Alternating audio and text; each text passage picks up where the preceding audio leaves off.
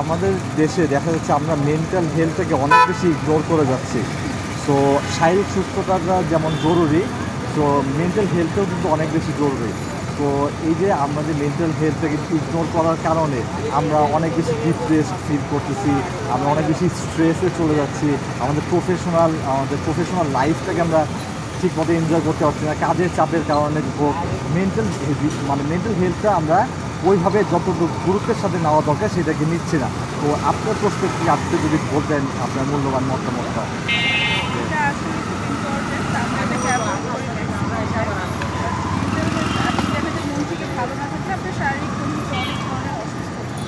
এটা হচ্ছে শুধু নিজের কারণে হয় না, পার্সোনালি আমরা যে এনভায়রনমেন্টটাতে বড় হচ্ছি আমাদের আশেপাশের মানুষের ভিতরে তো অনেক বড় এফেক্ট হচ্ছে। তো সেক্ষেত্রে আমি মনে করি মেন্টাল হেলথটা সবচেয়ে বেশি গুরুত্বপূর্ণ দেওয়া উচিত। তো আশেপাশে আমরা কেমন মানুষের সাথে মিশছি, আমাদের পারিবারিক যদি একটা কমফোর্টেবল জোন যেটা, সেটা থেকে আমরা আনকমফোর্টেবল জোন থেকে বের হয়ে আমরা একটা ফ্যামিলির সাথে যে কোনো বিষয় ডিসকাস করা, যেটাতে আমরা মনে করি যে আমাদের মেন্টাল হেলথে প্রেশার পড়ছে না, তো আমরা ওই জিনিসটাতে ফোকাস করলে মনে করি মেন্টাল হেলথ ভালো থাকা উচিত।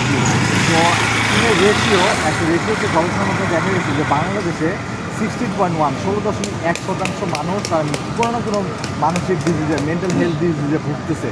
তো এটাকে আপনারা কীভাবে দেখতেছেন যে এই যে অ্যাওয়ারনেসের যে মেন্টাল হেলথের যে অ্যাওয়ারনেসটা, এটা আমাদের মধ্যে খুবই কম, বাট বাইরের দেশের জিনিসটা কিন্তু অনেক গুরুত্বের সাথে নিচ্ছে। এটা আমরা কিন্তু ইগনোর করেই যাচ্ছি যে আমাদের যে একটা মেন্টাল হেলথ যার মধ্যেই থাকে কিছু কিছু সিমটম বা কিছু কিছু লক্ষণ তো আমরা বুঝতে পারি। তো আমরা কি পারি না যে কোনো কাউন্সিলর বা সাইকিয়াট্রিস্ট ট্রিটমেন্টের মাধ্যমে তাদের কাছে যাওয়ার জন্য?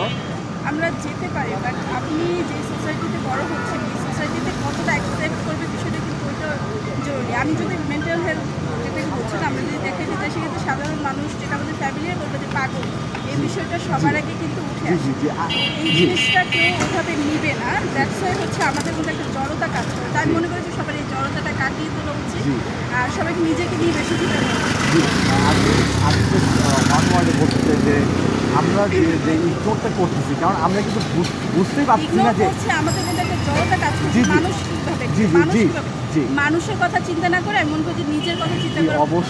অবশ্যই কারণ আমি নিজে যদি ভালো থাকি আমার সারাউন্ডিংসে কিন্তু বন্ধু বান্ধব হোক, আত্মীয় স্বজন হোক, আমার পরিবারের সবাই ভালো থাকে। তো নিজের হেলথটাকে আমাকে ফার্স্ট প্রায়োরিটি দিতে হবে। তো আমার ইউটিউব চ্যানেল লক্ষ্যটাই হচ্ছে মেন্টাল হেলথের অ্যাওয়ারনেসটা গড়ে তোলা, এবং আপনি যদি আপনার মাধ্যমে আরও কাউকে জিনিসটা অ্যাওয়ারনেস করতে পারেন, তো আমি বিশ্বাস করি যে ইন ফিউচারে আরও বেশি মানুষ এই ভিডিওগুলো দেখে তারা সচেতন হবে এবং ইন ফিউচারে আমাদের ভবিষ্যৎ প্রজন্ম আরও এগিয়ে যাবে। আমি সবাইকে সেটাই বলতে চাই যে নিজেকে সবচেয়ে বেশি বেস্ট প্রায়োরিটি। মানুষ অনেক কিছুই করবে, সেটাকে অ্যাভয়েড করা উচিত, নিজের প্রতি কনফিডেন্স থাকা উচিত যে আমি যেটা করছি সেটা বেস্ট। সো এরকম চিন্তাভাবনা থাকলে দেখা যায় আমাদের মেন্টাল প্রেশার পড়ে না, আমরা অনেক ভালো থাকি। আর যদি কারো এরকম মেন্টালি প্রেশার করছে, অনেক খারাপ হয়েছে, আমি মনে করি সাইকিয়াট্রিস্টের কাছে যাওয়া উচিত। মানুষ কী করবে, পাগল বলছে কি পাগল, এটা যারা বলছে তারাই। Thank you very much.